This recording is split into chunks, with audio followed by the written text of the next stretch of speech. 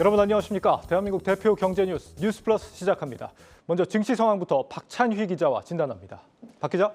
네, 간밤 미국 증시가 휴장한 가운데 우리 증시는 장 초반 숨고르기 하면서 보합권으로 출발을 했는데요. 네. 그 장중 낙폭을 키우더니 코스피 지수는 결국 10거래일 만에 하락세로 마감을 했습니다.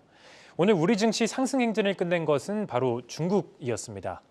중국 증시가 오늘 발표된 경제 성장률 결과에 실망감을 표하면서 장중 하락 전환하면서 투자 심리가 위축됐기 때문입니다.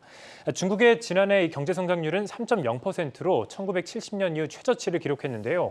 이는 정부 목표치인 5.5%에도 크게 못 미쳤습니다.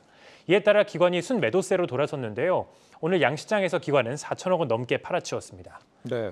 외국인들 이제 장 초반에 매도세여서 그 부분이 좀 걱정이 됐는데 네. 다행히 매수세가 오늘도 이어지긴 했습니다. 외국인 같은 경우는.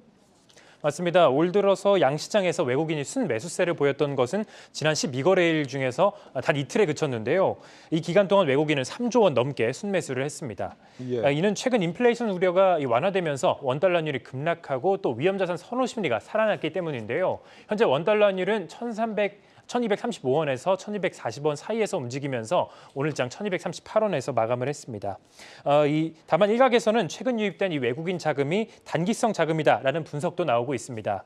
2, 3월 FOMC에서 연준이 예상과 달리 좀 강경한 태도를 보인다면 대규모 자금 이탈이 발생할 수도 있다라는 분석인데요. 1분기 전후로 외국인의 포지션 체크해볼 필요가 있겠습니다. 네. 2월 FOMC가 2월 1일이라 2주밖에 안 남았습니다. 네. 변수가 될 수 있겠고요.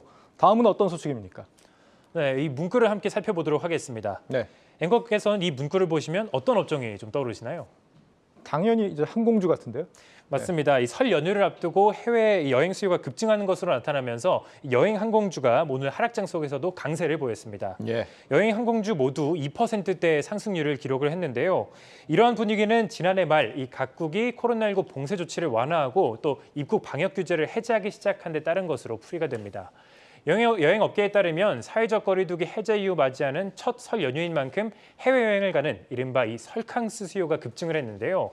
특히 연휴 기간이 짧은 만큼 유럽이나 미국 대신에 동남아나 일본 같은 이 단거리 여행지에 대한 수요가 좀 높은 것으로 조사가 됐습니다.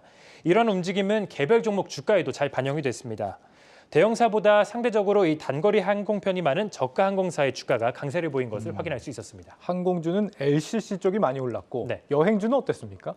여행주 역시 흐름이 좋은 것을 확인했습니다. 이번 설 연휴 해외여행 패키지 판매율이 지난해보다 대폭 늘었기 때문인데요. 네. 각 여행사가 공개한 설 연휴 기간 해외여행 패키지 자료를 살펴보도록 하겠습니다.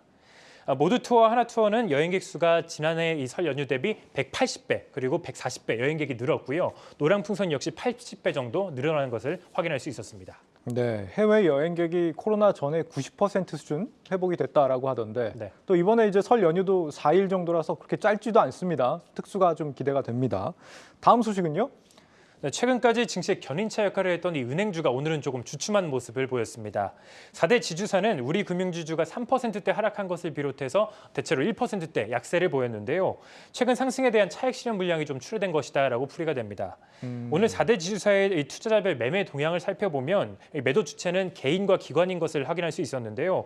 다만 외국인은 여전히 매수세를 이어간 것으로 확인됐습니다. 이 외국인들이 은행주를 꾸준히 사들이고 있다는 게 좀 신기한 부분인데 지금 네. 배당락일도 지난해 이제 한참 전에 끝났는데 이게 왜 계속 사들이는 걸까요?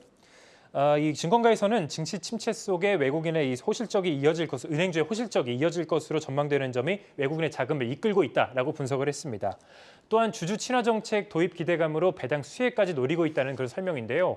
온라인 파트너스 등 행동주의 펀드들이 주주 환원 캠페인을 펼친 점이 이런 기대감을 키웠습니다.